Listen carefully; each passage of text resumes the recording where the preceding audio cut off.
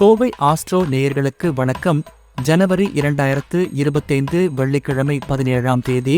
மேஷம் ராசி நண்பர்களே, இன்று உங்களுக்கு நல்ல முடிவுகள் காத்திருக்கின்றன. தொழிலில் முன்னேற்றம் காண்பீர்கள். குடும்பத்தில் மகிழ்ச்சி அதிகரிக்கும். புதிய முயற்சிகளை தைரியமாக தொடங்குங்கள். உங்கள் ஆரோக்கியத்தை கவனத்தில் கொள்ளுங்கள்.